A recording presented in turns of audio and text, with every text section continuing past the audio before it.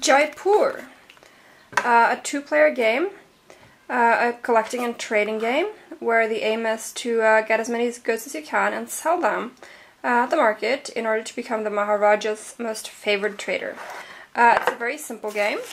Let's see. Rule booklet. Quite slender, only a few pages. And there are cards, deck of cards, and there are these chips, and that is everything that you get in this game. Ideally, not a lot of rules, not a lot of doodads. Should be simple to learn and quick to play. Different types of cards. Camels. Quite a few of these. And there are various trade goods. Diamonds, gold, spices, silver, leather goods. There's one more type too. Yeah, cloth. And the aim is to collect these in order to exchange them, obviously, for money, which these tokens symbolize. Now, there are tokens for the various types of goods. And basically, the earlier you sell, the better, because the first to sell get the higher counts of tokens, which are worth more. It's also good to sell more than one, and in the case of diamonds, gold, and silver, you can only sell more than one, 2 or more. If you sell 3 or more cards, you get a bonus. Let's see, 3, 4, and 5. And these are just given out randomly, depending on how many cards you sell, and they can have different values. So, you could get this, which wouldn't be so lucky, but you could get this, or even this. Wow. No, sorry, that was for selling 5. But, you don't know what you get with the bonuses. So just a good idea to try to get as many of them as possible. In other words, collect as many cards as possible before you start selling. But the problem is, if you wait too long, then your opponent will be able to snatch up the most valued tokens. They'll get selling leather and get this, while you'll be stuck with these. So, that's something you have to look at. There's also a token for having the largest herd of camels, which gives you an extra 5. So that's something to consider. The one who's richest at the end of the round gets one of these. And the winner is whoever has 2 of these when the game ends. Basically, this looks like a fun game with hardly any rules, so it should be very easy to learn, easy to remember, and hopefully relatively quick to play. And of course you could play it just saying richest player wins, that you don't have to play more than one round, if you want it as an in-between filler game. So yeah, looks great. Looking forward to trying it.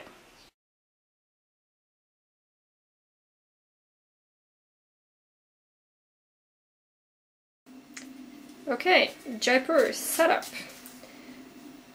There are chips and there are cards. The chips have to be laid out in a certain pattern, high to low. They represent various goods that the players are going to sell in the course of the game. We need a market, which is this. 3 cards. Then each player, it's a 2-player game, each player gets 5 cards to take to their hand. And when that's all been done, this is the draw pile. The top 2 cards from the draw pile go to the market. Oh my god, it's full of diamonds. And then play begins with various things you can do. You can either take 1 card, which is placed from the draw pile. You can take 2 or more cards, which you have to exchange whatever you got from your hand. Or you can take the camels in the market. Which is impossible right now because there aren't any. And you also have to take any camels that you have in your hand and put to the side to service your herd. I have 0 camels. This is my hand. Ooh, let's see if I can win with this and all these beautiful diamonds. I love them. Diamonds. this is my hand. I can either take one card, have it replaced by anything from the draw pile or top card, or I can exchange any of these, 2 or more of these, from anything from the table, but I want all of my cards. I'm gonna take this card. Doubles are good, triples are better, and multiples always better. Another card being added. Even more. Ooh, shiny. Ooh, more gold. Lots of gold. But now I have almost 20 cards. It's time for me to sell. Selling my beautiful gold embroidered silk cloth, no doubt. 4. I got 4 tokens and a bonus for selling more than 1 card. Or for selling more than 2 cards, actually. All of these go in my stack, which will at the end of the game be counted. We don't know what the points are, but I'm sure there's lots of them. Yeah, that's my turn. Nothing to do here. The game ends either when the draw deck is exhausted, which hasn't happened yet, or when there are 3 of these rows of goods tokens left, which is now the case because we've got lots of tokens. We've sold a lot of stuff, and we'll now see who got the most by turning over these and seeing what they're worth. Let's see. Oh, that was pretty worthless. Oh my god, look at this one. 10. I has a rich.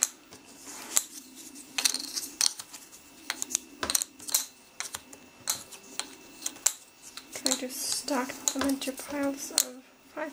I have more camels than my dear opponent, so I also get the 5 rupee camel token.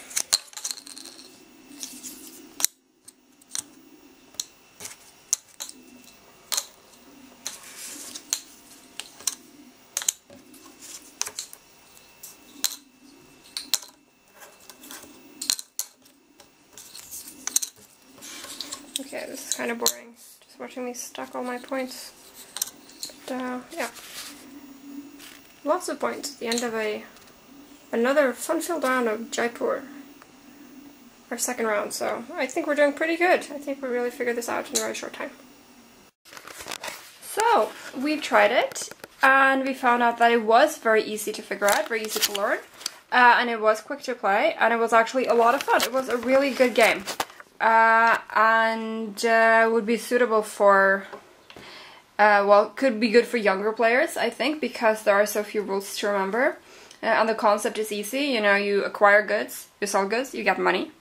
And it's also good for, you know, when you want a filler game where there are some tactical aspects, but it's not overpowering, and it doesn't take long to play, so you could use it just to fill in some time between 2 heavier games.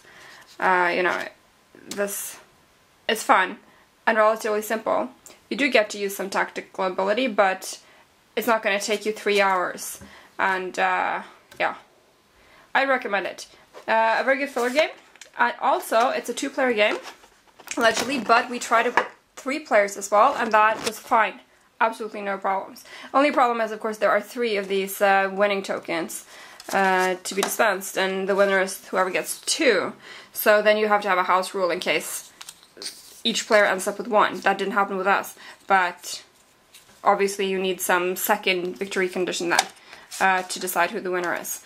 But overall, a really good game. I'm so glad I bought it. I think we're going to be playing it quite a lot and have a lot of fun with it.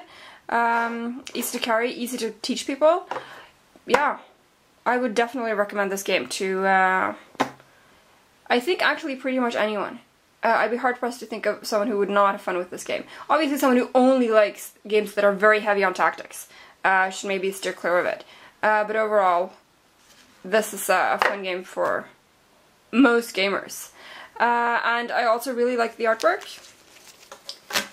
I think it fits really well. I love the colors.